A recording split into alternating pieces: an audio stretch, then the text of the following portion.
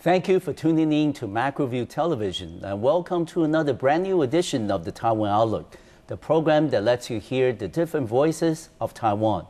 I'm your host and moderator, Wu Ruiguo. Since this is the first program of the year 2011, I want to wish everybody a Happy New Year, and may health, happiness, and prosperity be with you today and throughout the new year. And today is also the centennial anniversary of the founding of the Republic of China. So I want to wish R.O.C. on Taiwan a very happy birthday. And to start off today's program, we are delighted and honored to have His Excellency Timothy Chin-Tien, who is the Foreign Minister of the Republic of China on Taiwan, to discuss our Taiwan's current diplomacy and also the program of getting Taiwan passport holders visa-free status around the world. Welcome to the program, Minister. Thank you very much, Professor Wu. Yes. Happy New Year to you as well. Happy New Year to you, Minister. And also, it's truly an honor to have you back on the program and talk about Taiwan's diplomacy. As we know, recently the Council of the European Union voted in a landslide to grant the passport holders of the Republic of China on Taiwan the visa-free status. Right. This is a very major diplomatic breakthrough. Under the leadership of President Ma Ying-jeou and your ability to execute those programs, certainly today we have made significant strides in getting visa-free status for our citizens traveling around the world or to most of the developed countries that would travel the most often. Yeah. Can you then tell us a little bit, Minister, the significance of getting this visa-free status from most of the Schengen countries, along with 7 other countries and regions and areas in this nearly unanimous vote by the Council of European Union? Right. Well, thank you very much for raising this issue with me. I believe that every one of our people here are very happy that we've been able to achieve this visa-free treatment for our nationals. As you understand it, since 2 years ago or 2.5 years ago, the government came to power. It's our policy that we'll try to do something for our people, directly benefiting our people, because in the past, people always believe that the foreign policy, foreign affairs is something rather far from them, from their daily life. But in fact, there are certain parts of our foreign affairs affect our people's daily life. And achieving this visa-free treatment for our nationals is one of the areas that my country or my ministry, my colleagues have been trying to do. And we are very lucky in the last 2.5 years, we have been able to achieve some achievements, some goals. And you rightly point out that recently the Schengen area has already given us, the European Union has already given us this kind of treatment. Actually, it's a long way. In fact, in a number of years, in fact, we've been trying to achieve this, but without any good progress. It was until 2.5 years ago, or rather a little more than 1 year ago, we make some good and tangible results. We have to pass a number of hurdles, let me put it this way. First, we have to have the Commission make a proposal to the Council of Ministers as well as to the European Parliament. And even in the European Parliament, they also have committees. One is the Foreign Affairs Committee, and another one is they call it Internal Affairs Committee, Justice Committee. We have passed these 2 committees overwhelmingly. And then the plenary session of the European Parliament, they had a plenary session on the 11th of November this year. They also passed this proposal submitted by the Commission with landslide votes. And then on the 25th of November this year, the councils, the Council of Ministers, or they call it Council of European Union, also without any objection, overwhelming, actually it's unanimous, let me put this way, adopted this proposal. Good. So we have already actually achieved all the parliamentary as well as the administrative procedures. Now what is being waiting is, I believe, tomorrow, yes, on the 15th of November, yes, 2010, the Speaker of the European Parliament will sign it. They will sign it. Okay. And then later this month, January 2011, it will be become effective. Okay, good. So this is a very good result. I believe that this visa-free treatment for our people will benefit all our people, not only here in Taiwan, but also all our nationals, our passport holders, yes, residing even in mainland China. Of course. And also other parts of the world. Yes. Well, Minister Yang is very modest, because if the camera can show this diagram that I'm holding in my hand, that in the last 2 years, and the country that's being able to give Taiwan visa-free status has gone up 81%. To right, now 96 countries and areas, right, that do give the passport holders of the Republic of China visa-free treatment. And this is very, very significant. And also, another diagram that I have here is regarding the OECD member countries that which will give our passport holders visa-free status. At the moment is 28. OECD is the international organization for right, economic cooperation and development. And this is quite a diplomatic breakthrough under the leadership of Minister Yang. And, Minister, as we discussed, the vote, near unanimous vote from the Council of European Union to grant the visa-free status to Taiwan, would that be considered internationally as a vote of confidence for Taiwan's accomplishment, not only in terms of economy, but also in terms of democracy, also in terms of social welfare, right, and many different areas? Would you think so? I believe so, and in fact, it's a confidence vote. It's a vote of confidence, yes, in Taiwan's image, and also in the quality of our people, because it proves that we have shown the world and been recognized. Taiwan is a country, that has won the respect of all other countries. Yes. And also our people is being regarded as law-abiding and also very well-disciplined, well-behaved people. That's why we've been able to achieve this kind of treatment. And I believe our people should also cherish this kind of achievement ourselves. And given the fact that also I have another diagram here that says regarding the top 20 economies in the world that's given Taiwan, and R.O.C. passport holders visa-free status is now up to 65%. Right. That certainly includes countries like Japan, Germany, France, England, and many in Europe, and also places closer by like Singapore and Canada. Canada as well.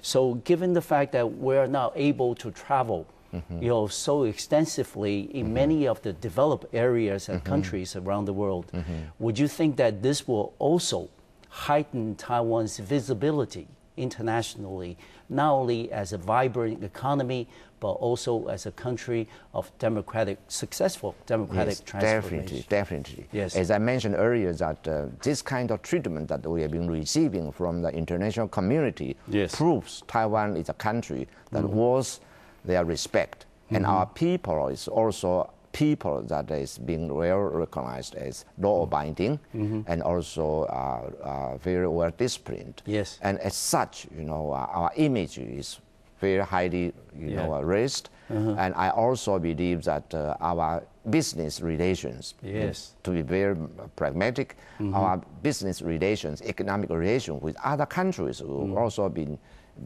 further enhanced, because people traveling will be easy for them to do business with other countries, and not only for pleasure, they also have to go there to do business. Of course. Even our traveling agencies, their business will also be positively affected.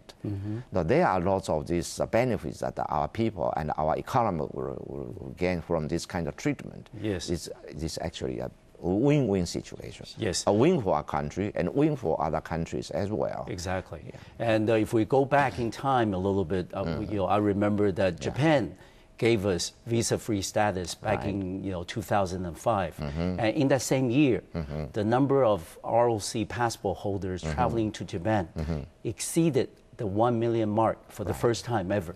So do you, Minister, expect the same kind of results in terms now that we have visa-free status traveling to all of the Schengen countries and many of the non-Schengen countries will have also given us visa-free status in Europe? Do you expect that the number of travelers and also students and business people going back and forth between Taiwan and Europe will increase tremendously in the coming years? Surely, it will substantially increase. Yes. I just give you another example.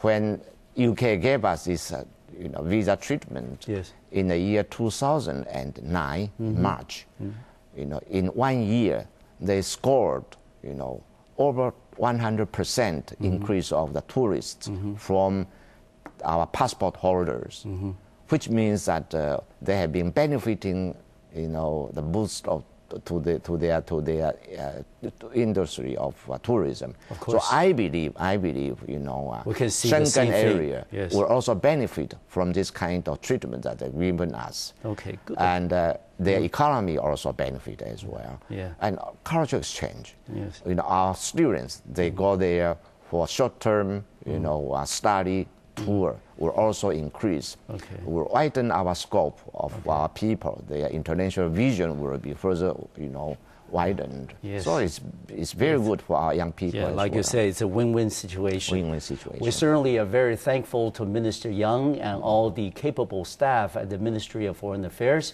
for bringing us this wonderful news on the New Year's, that we're celebrating the 100th anniversary of the Republic of China.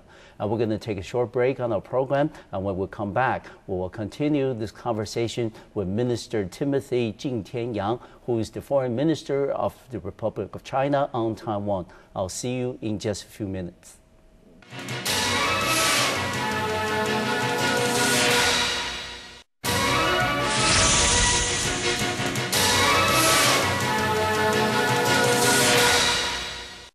Welcome back to the second segment of today's program here on the Taiwan Outlook. I'm your host, Rui Guo.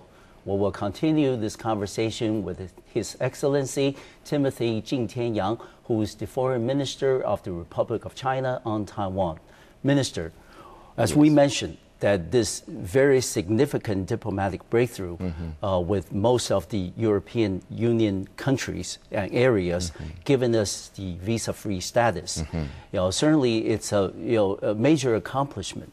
But as you mentioned briefly in the earlier segment, it wasn't an easy process. And many people years ago would have thought that, hey, Taiwan passport holders want to go to Europe without a visa? Oh, that's mission impossible. Right. Yeah. But diplomacy, as we know, is the art of making things possible. Yeah. There must have been many obstacles and many hurdles that you had to overcome during the whole process. Can you then share with us how was the process and what were some of the key factors that you had to confront and had to resolve in the process? Thank you very much for this good question, because earlier we mentioned, we started these efforts about quite a number of years, and at that time, even a lot of my colleagues believe it's mission impossible. Yes, it's not easy. Not only easy, not easy. It's impossible.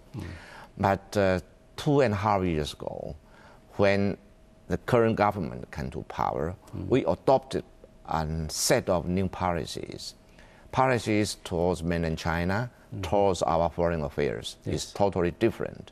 Because in the past, let me mention a bit about our past policies. In the past, we adopted a very confrontational approach towards mainland China, as well as our foreign affairs. And as a result, these two, mainland China policy as well as our foreign policy, become some kind of vicious effect on each other. Yes. Become a vicious cycle.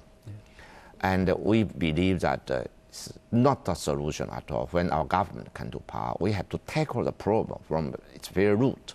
And we found that we have to change our policy. I always tell my friends that we can choose our friends, but we cannot choose our neighbor. And we have to deal with our neighbor. It's there. Yes. You cannot just like an ostrich bury your head in the sand without realizing it's there. We have to face it, but we also have to deal with them, how to deal with them, with wisdom. Now, that's the policy, pragmatism. Good. Now, in the past 2.5 years, that policy proved to be very successful. We not only resumed the dialogue between the two sides of Taiwan Strait, we have signed a number of agreements with them. And that kind of goodwill between the two sides of Taiwan Strait also expanded to foreign affairs area. Now, we have also increased our participation in international organizations. We are in the WHA as an observer since 2 years ago, 3 years ago. But in the past, we've been trying to do that without any success. But since our policy changed, we achieved it. And our participation in APEC, the level of our participation is also being raised. Now, these are all just few examples. I mentioned about the visa treatment. Quite a number of countries, we approached them. With the answer we got at that time was negative. But since we came to power, the current government came to power, we have a new policy. We have a new policy towards our mainland China, towards our foreign affairs.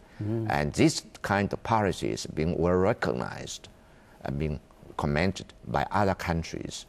Take European Union, for instance. In the last 2.5 years, they have passed a number of resolutions and also statements in support of our policies, in support of our participation in international organizations, which have already paved the way for our further improvement of relation with European Union, including achieving visa-free treatment for our passport holders.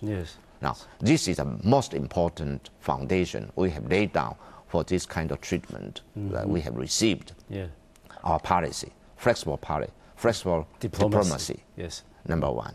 Number two, we also believe that we have to comply with certain kind of requirements that they ask us to comply with, such as the issuance of biometric passports. And we have already do that, which means that our passport, has the mechanism to prevent any counterfeiting and abuse. In the past, people could easily abuse our passport and make some alters to our passport. And other people, without the right person, have been holding our passport to travel to other countries, make the border control of other countries a big problem. Now, we have to tackle this problem. Of course. And we invite officials from the European Union to come to Taiwan to tell them and to witness what kind of achievement and efforts we have been making. They are very much convinced and very satisfied with our efforts. That's another one. Another one is that we are very sincere. We tell them that people from Taiwan are trustworthy. We are law-abiding people.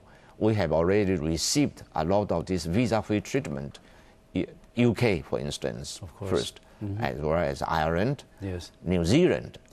They all give us this kind of visa-free treatment, and they benefited from this kind of treatment. As I mentioned earlier, UK as an example, they witnessed that big jump of the number of tourists from Taiwan, benefiting their economy very much. And not only benefiting our people. So these are all the areas that are convincing our friends in European Union. So when it come up with the European Commission, with the European Parliament, our case met the least objection. They told us they have never seen such kind of overwhelming support for our application, unanimous at all. Actually, unanimous. European Parliament, European Commission, European Council of Ministers, they all support our efforts. So when it was there for their discussion, for their report, without any vote being taken, we have already known the result will be positive. Okay. As soon as the meeting is over, Yes. we got even the meeting is not over yet. We got someone SMS. Yes. Through SMS telling us it's there.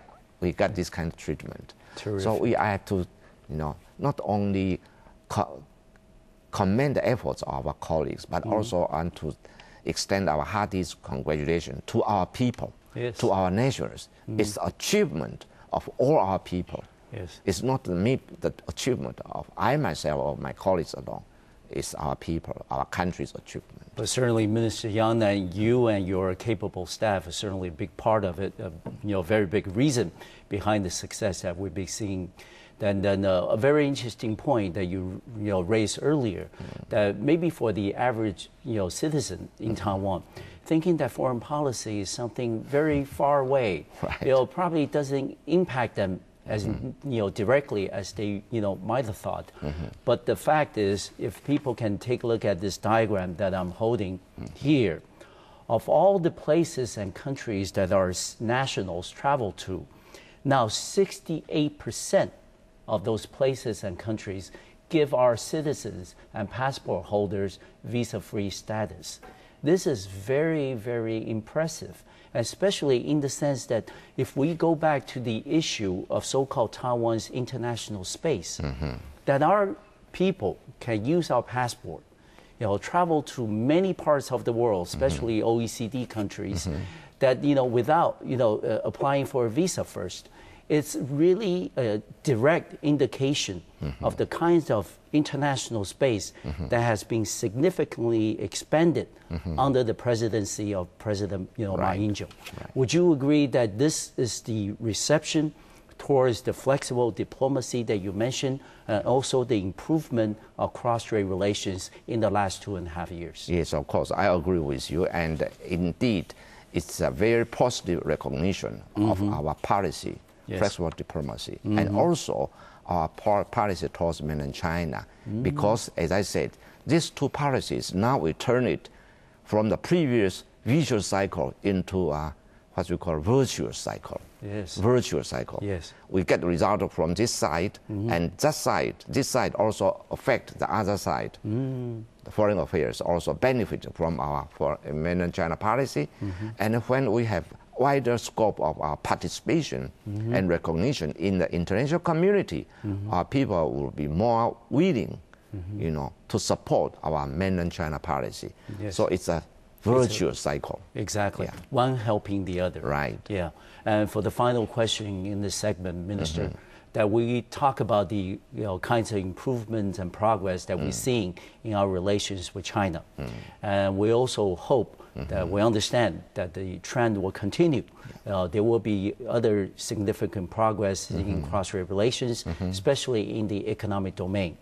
Would you think that with the signing of ECFA, in June of 2010, in the future now with visa free status between many countries around the world and Taiwan, would you think that many foreign corporations might be thinking of coming to Taiwan, seek a Taiwanese partner, or set up a subsidiary in Taiwan, and then go into and try to penetrate the Chinese domestic market? Yes, they are already doing that. Yes. They are already doing that. A number of foreign companies have already come to Taiwan to take advantage of these new relations between Taiwan and mainland China. Indeed. After the ECFA is being signed, they've already seen the good opportunity.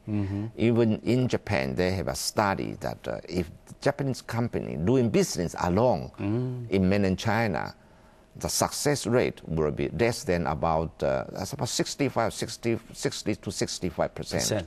Okay. But if they come to Taiwan, join hands, and take advantage of the ECFA, their success rate will be jumped to 75-76%. Yes. I believe European countries, they have already seen that. The same thing. Yes. They have already seen that. Yeah. And also, this Schengen visa-free treatment for our national passport holders not only benefit the people in Taiwan, also benefit our nationals in mainland China. Yes. Because according to Schengen visa authorities, anyone living in a country more than 6 months in a year, they have to apply the Schengen visa in that area. Okay. In other words, our nationals living in mainland China, doing business in mainland China, live there for more than 6 months, have to apply the visa, Schengen visa in China. And normally, in that case, they have to wait for about 3 weeks or even longer to get the Schengen visa. Okay. If they live there less than 6 months, they have to travel back to Taiwan. Costing a lot of money, also time. So now, no matter whether they live there for more than 6 months or less than 6 months, they don't have to apply for a visa. They just take, get a ticket and the luggage and jump into aboard the aircraft and go there. Certainly, it's time saving and also expense saving. So in that case, a lot of these European companies are now come to Taiwan, doing business with our companies, jumping from here as a springboard into the market in mainland China. Good. We're going to take another short break on our program, and when we come back, we will continue this very interesting and informative conversation with His Excellency Timothy Chin-Tien, who is the Foreign Minister of the Republic of China on Taiwan. I'll see you in just a few minutes.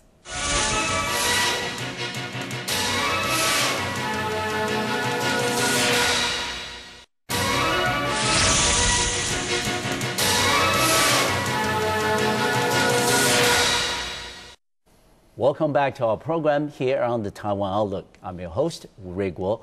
We will continue this conversation with His Excellency Timothy Chin-Tien, who is the Foreign Minister of the Republic of China on Taiwan. Minister, I'm going to show another diagram here, actually, too. If our camera can, focus on this. This is a diagram showing that of the countries and areas that our citizens travel most often to, actually 94% of those countries and areas, we don't need a visa.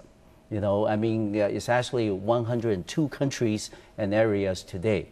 And the second diagram I'm going to show is the coverage of this, visa-free status program that's extended to R.O.C. passport holders through this vote by the Council of European Union 2 months ago, that covers, as you can see, all the 28 countries and areas of the Schengen, visa, and also some of the, southern European countries like Hungary, and also certainly, back in last year, 2009, England and Ireland has already given us, visa-free status.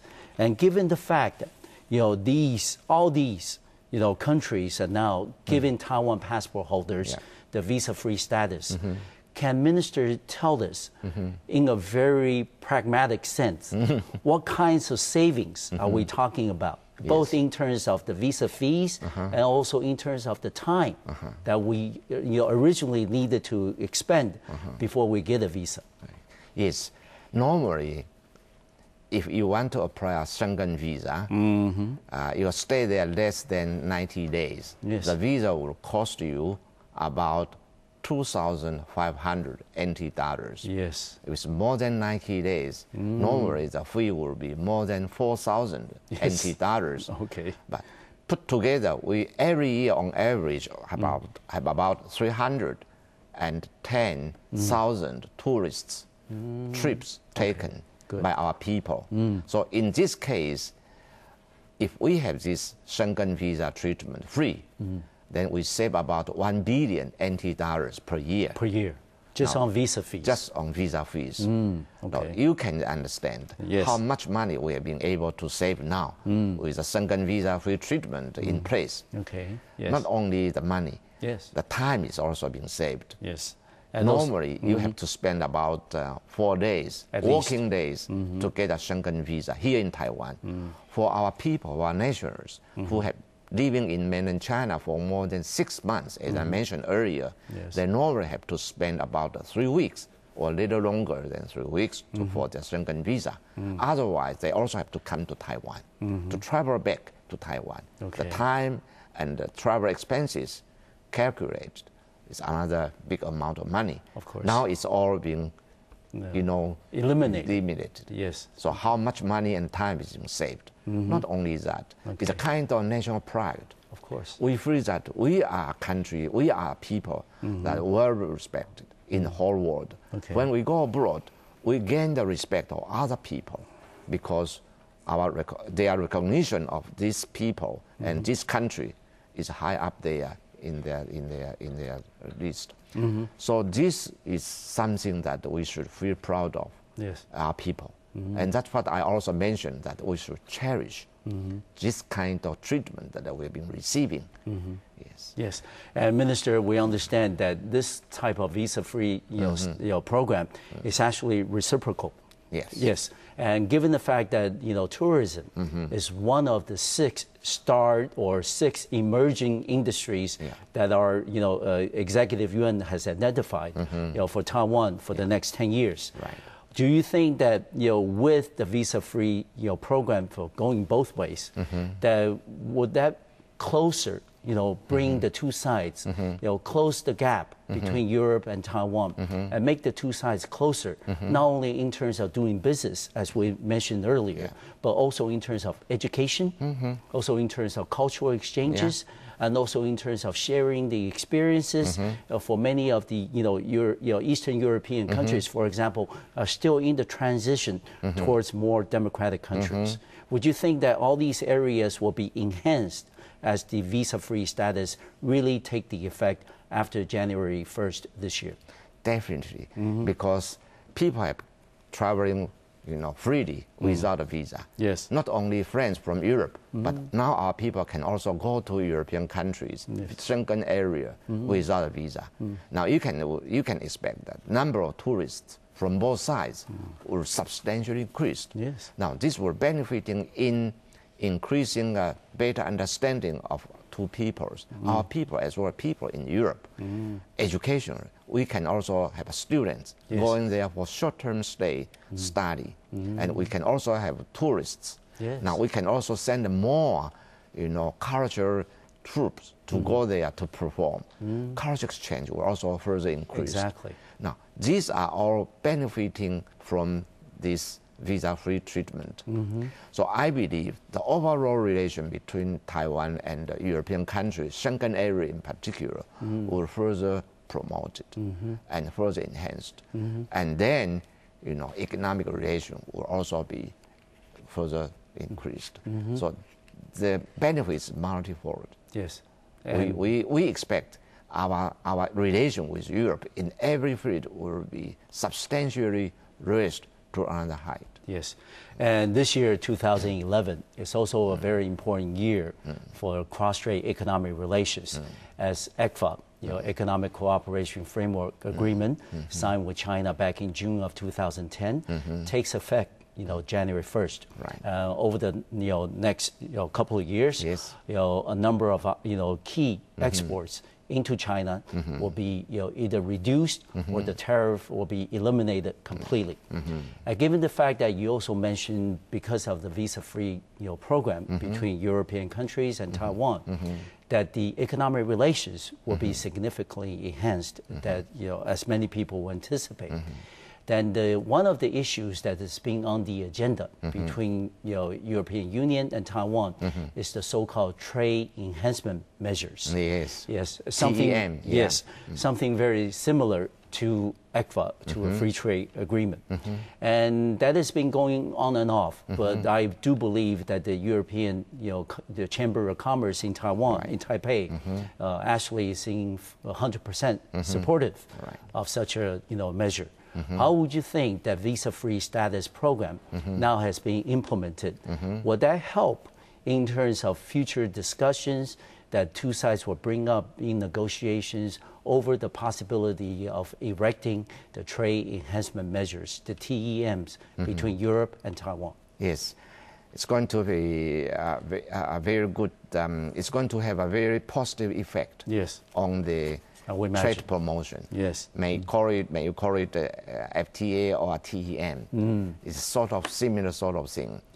And I would rather believe that if we can, work together with European companies here in Taiwan, as well as our companies in Europe, as you understand, we have a lot of major companies from Taiwan that are doing business and investing in Europe. Yes. Now, with this private and public sector working together, and with our participation in this visa-free treatment, I believe that things will move, quicker than it used to be. In the past. In the past. I know that there are lots of these European companies, as well as our companies in Europe, that would like to have this kind of, agreement between Taiwan and Europe in place. And I can assure you that our people in Europe, not only in Brussels, but all in these European countries, are working very hard, lobbying and working with their friends in these respective countries there. Yes, and representatives in the parliament. Yes. I know that it may be something that we can achieve overnight, but we have to do our best. Yes. Without efforts, nothing can be achieved. This is my belief. Just like you play golf. You play golf, and you're putting. You read the grass, you read the direction, you read how the ball should go. But the main thing, the number one prerequisite is enough strength. The power must be there. Otherwise, the ball will stop short of the hole. That's right. No matter how straight the line is, yes. no matter how well you read the grass, still, yes. the strength, the effort should be there. Yes, and so, you have to keep trying. Yes. Even though there are times you may be frustrated, you may experience occasional setbacks, but you have to continue the effort. And certainly, I think under your leadership and the capable staff that you have at the Foreign Ministry, we certainly can look for more positive news in this area in the coming years. We can work together, and we should work together. Yes. All right, we're going to take the final break on our program for today, and then when we come back, we will continue the conversation with His Excellency Timothy Chin-Tien, who is the Foreign Minister of the Republic of China on Taiwan. And we're going to talk about what are the other likely countries that will grant Taiwan passport holders the visa-free status in the coming years. We'll be right back.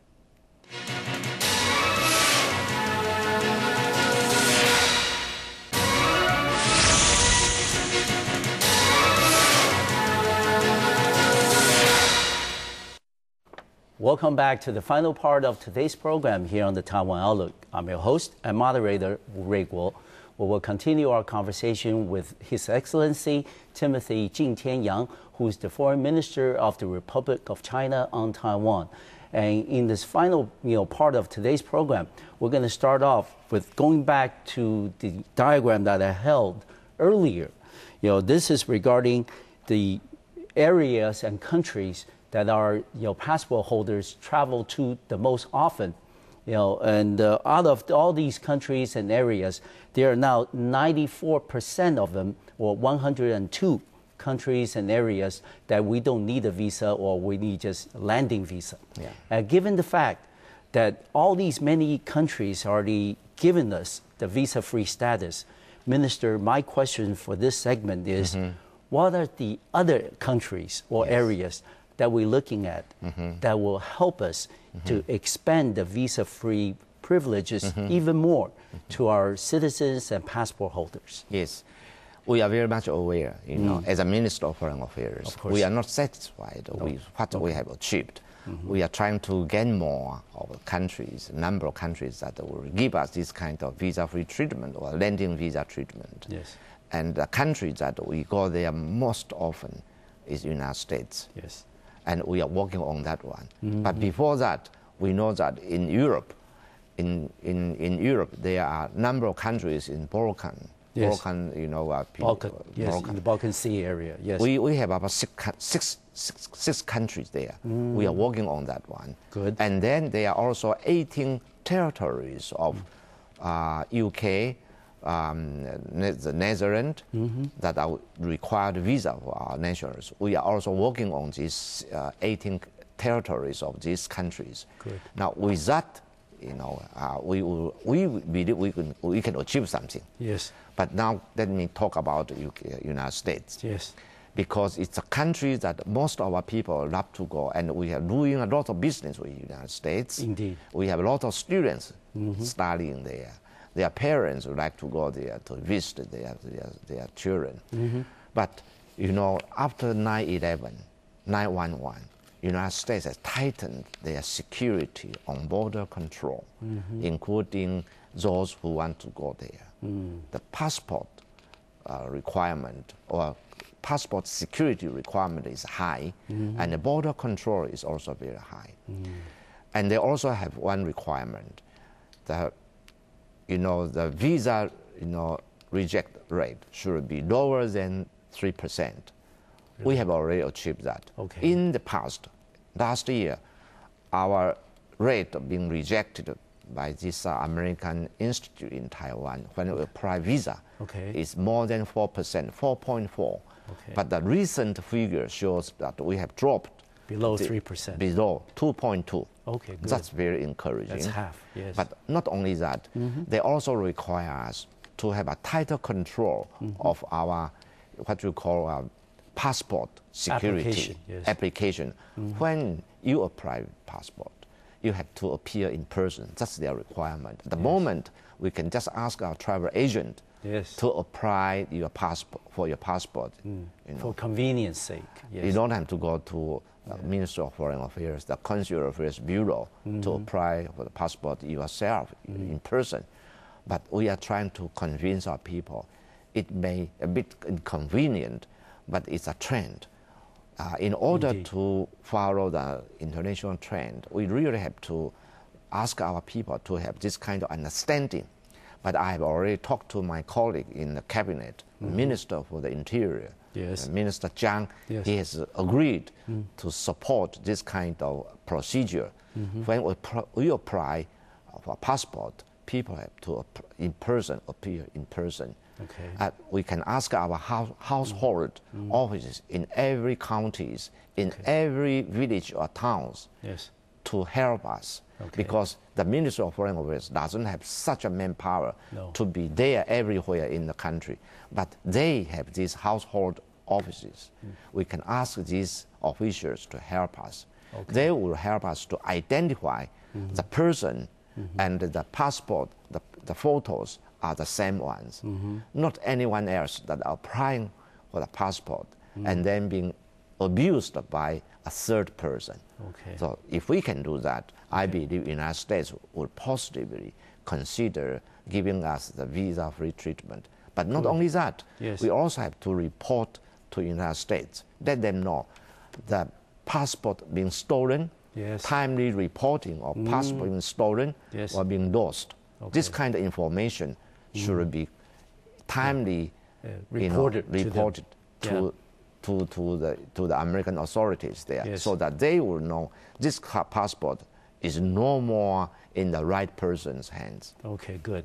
And there are a number of other things. But anyway, my ministry is working on this one. We hope, slowly but gradually, I know it won't take overnight to achieve this, but we ask our people to be patient.